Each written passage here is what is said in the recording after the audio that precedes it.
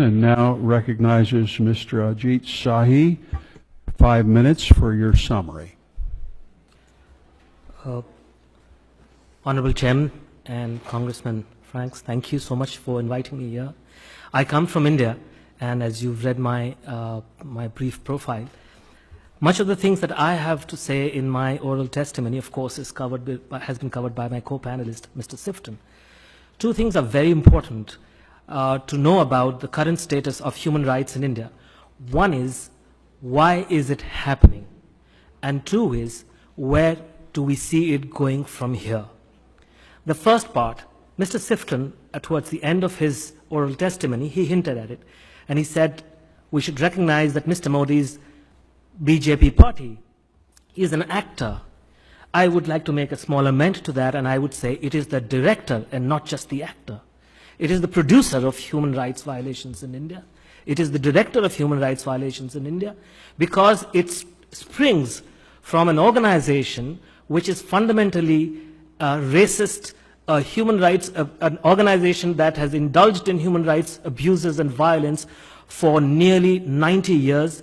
This is an organization which is known better by its acronym called RSS, which is a self-avowed, self-confessed Hindu supremacist organization. And the BJP is a political wing of that organization. And Mr. Modi is not only the best-known leader of that organization, he is also the Prime Minister of India, coming from the BJP, which is the political heir, the political wing of the RSS, which part of its documentation, part of its core principles is to turn India into a Hindu nation where non-Hindus, who are about 20% of India's population of 1.3 billion, the non-Hindus such as Muslims and Christians, as well as Sikhs, they do not have any rights, or they have far fewer civil and political rights than Hindus have. That is a stated goal of the RSS, and that is how it has been since 1925 when this organization was set up. This organization was one of the people who was the main assassin of Mahatma Gandhi in 1948. There has been lingering doubts about his involvement with this organization. Even though this organization has consistently denied it, the fact is that he worked very closely with members of this organization back in the 1930s and the 40s before he went on to assassinate Mahatma Gandhi, who upheld the principles of secularism and India being a diverse country, as Congressman Trent Franks noted. I want to talk about the fact that what has been happening with the rise of Mr. Modi's government is that the hate-filled and bigoted ideology of the RSS has become one of the big motivations behind the widespread human rights violations across India, especially since he became Prime Minister. So we need to understand why this is happening. It is not as if this is happening, this is being done externally by some other people. It is being carried out by people who are connected with the government of the day, and therefore who will have the courage or the conviction of that courage to carry out any kind of counter, presenting a counter to such activities.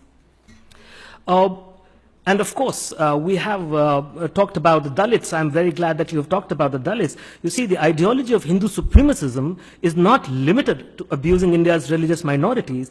Indeed, the rigidly hierarchical caste system of the Hindu society has for centuries discriminated against those lower down its chain, to such an extent that they have been the infamous untouchables of the Indian society. And then we need to add to this list India's 15% tribal people, who have traditionally inhabited vast forested stretches, millions of who have been forcefully dispossessed of their lands and homes over decades to make way for industrial projects, as you noted just now yourself.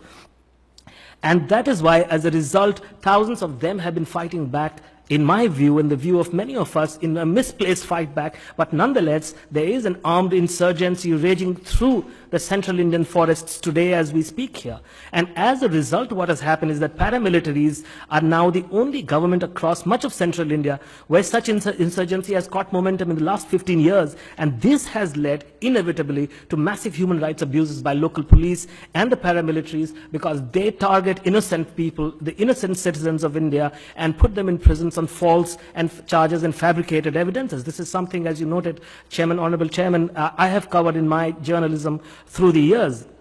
We've seen, I don't want to talk much about the state of Jammu Kashmir, which is a northern Indian state disputed by Pakistan since 1947 when the two countries split from British India. They gained their independence. But the fact that since 1989, especially since 1989, the Indian Army has had a very strong presence in the state of Jammu Kashmir.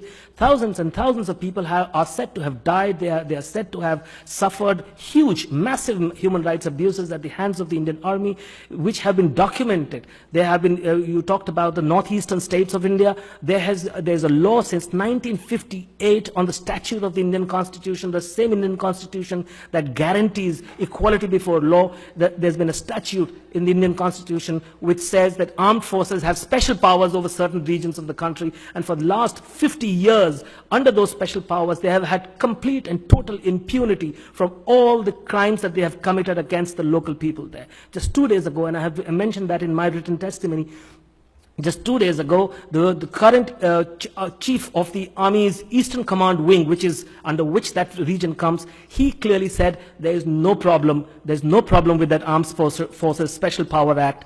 It's all fine. Whereas the Supreme Court of India, in its own judgments and commissions headed by Supreme Court judges, have time and again said that this is a completely ridiculous law. It has caused the violations of human rights on an industrial scale, and they should be done away with. I just want to talk very, very briefly about the commonest forms of human rights abuses and violations of civil liberties. How do they manifest? One of the forms is extrajudicial killing. It might really come as a surprise to this commission that on an average 6 people a day are killed in extrajudicial manners in India, in prisons or in the custody of the police. More than 6 people a day, an average that has only increased over the last 15 to 20 years. When towards the turn of the century, this average used to be about 4 a day. And that is what has been increasing. Across India, well over 1,000 people die every year in the custody of police or in prison. Another way of putting them away has come to be known as quote-unquote encounter killing, whereby the police claim they shot the victim dead in self-defense after the latter had attacked them. Even this practice, the Supreme Court has come down very heavily against this. And we talked about, Congressman Trent Franks talked about the situation in Mr. Modi's Gujarat state where he was the chief minister.